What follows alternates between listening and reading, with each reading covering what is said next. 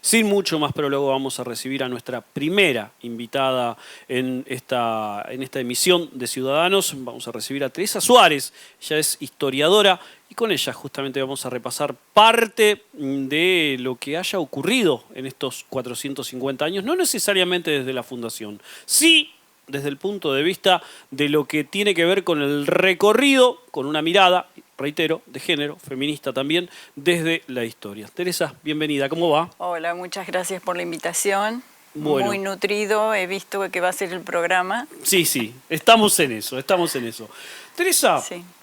¿qué injerencia tuvo la mujer específicamente en la Fundación de Santa Fe o desde la Fundación de Santa Fe? Porque si nos ponemos a mirar, por ejemplo, el cuadro de la Fundación, vemos participantes absolutamente hombres, pero si se quiere, no desde el punto de vista o desde el punto inicial de la Fundación. ¿Cuándo empieza a tener injerencia la mujer? Por lo general, todos los procesos de conquista y los procesos migratorios van con figuras masculinas predominantemente, por lo menos, ¿no es cierto? En el cuadro de Arancio, que él supuestamente se nutrió de algunos documentos para hacerlo, aparecen 3 mujeres. No se mencionan, sin embargo, en el acta fundacional que hubiera mujeres, pero tampoco es improbable que, no es improbable que hubiera. Sí, bueno, los mancebos de la tierra eran hijos de mujeres indígenas. Claro. Era la mezcla de sangre en aquel momento. Uno que otro capitán venía a veces con su esposa, con su familia, pero muy escasamente. Ya cuando la colonia se empieza a afincar y la población comienza a tener un orden urbano, digamos, entonces allí comienzan a aparecer mujeres. Sobre todo lo vemos por las actas de cabildo, por las escrituras públicas, por los expedientes civiles, o sea, la documentación que acompañó el proceso de instalación de la ciudad. ¿Qué roles tenían en aquel momento esas mujeres que aparecen en esa documentación o en esas actas? Hay una expresión que se llama casa poblada y que era una función del vecino que venía con un título o un rol de nobleza, entre comillas. Muy pocos nobles vinieron por estos lares, pero por ejemplo la condición de hidalgo para alguien que hubiera prestado servicios al rey ya significaba un primer escalón de distinción. Dentro de la nobleza. Claro, que le permitía acceder a mercedes de tierras, a un solar urbano, a terrenos de quinta o a tierras de estancia. Bueno, eso correspondía a esos vecinos que tenían particularidades, ¿no es cierto? Esos requisitos de los vecinos, junto con otras recomendaciones, formaban parte del diseño que tenía que tener una ciudad, una villa, de acuerdo a lo que decía que se había estipulado en el Bosque de Segovia, que se firmó en 1573, solamente 6 meses antes que Juan de Garay lo fundara. Claro. Pero decimos allí, las mujeres en particular no aparecen mencionadas, enunciadas como tales, ¿no es cierto? Pero la casa poblada estaba integrada por el conquistador, el colono, su esposa, hijas, hijos, servidores, esclavos y aún moradores que fueran visitantes de la colonia, porque siempre había visitantes. Claro, me imagino. Por eso si uno mira el diseño de las casas, había cuartos, sobre todo que daban a la calle, que podían ser cuartos de tienda o cuartos donde se alojaban moradores. Que no eran necesariamente estables no, en que ese lugar. podían venir de visita por operaciones comerciales, por estadías breves en paso para otro lado. Por diversas Entonces las circunstancias. mujeres cumplían esa función, digamos, lo que hoy diríamos cuidadoras. Sí, es decir, exactamente, las tareas de cuidado. reproductoras reales y simbólicas de esa familia.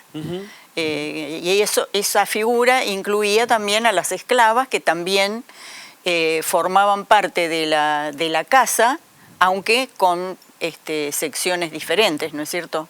Es decir, estaba la casa de lo que se llamaba la casa de su morada, del vecino, y la ranchería, que era una construcción separada de la casa, pero donde se alojaban los servidores, los criados, que atendían el servicio de la familia. Calculo que en aquellos tiempos estaban establecidos claramente las jerarquías, o establecidas claramente las jerarquías sociales, por llamarlo de alguna forma, y en aquel momento ser mujer, negra y esclava era como el estamento más sufrido de aquella sociedad. Sí, sí, de hecho era así. Por el trato y por lo que implicaba ser comprada, vendida, cedida, en préstamo o alquilada, porque también existía eso. O sea, si provisoriamente no hacía falta en esta casa, se la puedo alquilar a mi amigo, mi pariente. ¿Algún otro Entonces, vecino? claro, como un objeto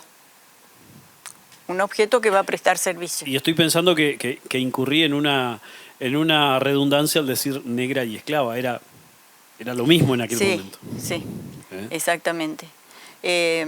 No había demasiado, o sea, si no fuera por el tema de compra-venta, no había tanta diferencia tampoco con las indias que estaban sometidas al servicio en las casas familiares, porque también tenían esa función de objeto. Es decir, simplemente que no eran vendidas. Pero había una figura que permitía el intercambio, y entonces en ese sentido también las indias tenían ese rol, ¿no?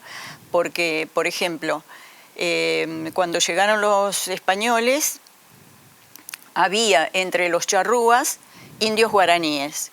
Es decir, los charrúas tomaban indios guaraníes y los hacían trabajar en sus propiedades, en sus quehaceres, y esto se revela a través de unas memorias del oidor Garavito, donde figuran ahí estos indígenas, varones y mujeres, que eran rescatados por los charrúas y luego cedidos a los españoles a cambio de yerba mate, alcohol, lo que fuera, ¿no es cierto? Los cambiaban. Entonces, claro, eso por supuesto no era legal.